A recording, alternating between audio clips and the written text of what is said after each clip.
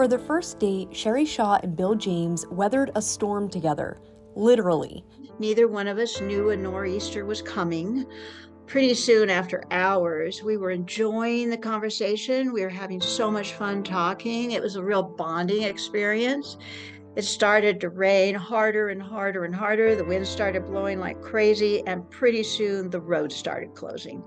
The next day, the clouds parted and their relationship started to bud.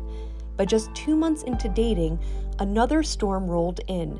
Sherri was diagnosed with stage 3 colorectal cancer. And I had known that he had wanted to travel, so I pretty much told him, time to break up.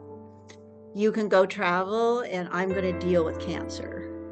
And he refused to let me do that.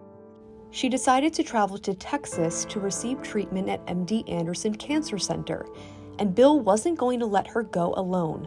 To get from North Carolina to Texas, that was a big undertaking. He actually went out and bought a big SUV just to take us there. Sherri was told the battle would be brutal, but she was determined in her fight.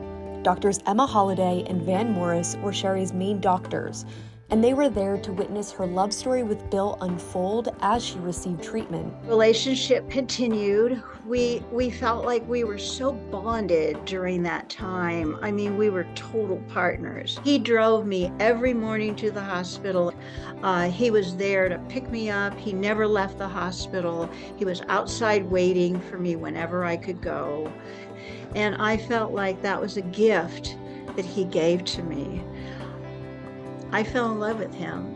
He fell in love with me, and it was amazing that something like that can happen during cancer treatment. After months of treatment, Sherri returned home with Bill, free of cancer, but full of love. The pair decided to tie the knot, so Sherri asked her doctors to play a new role in her love story.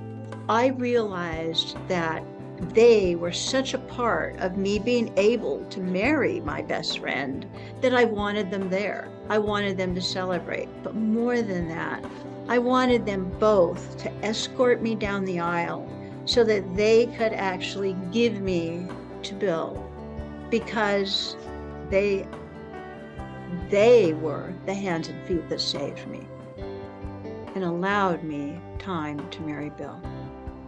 The storm was over, but they didn't want to forget the people who weathered it with them. I was so honored that they came, so honored that they took time out of their schedule to be here for me, that they got to see what they saved me for.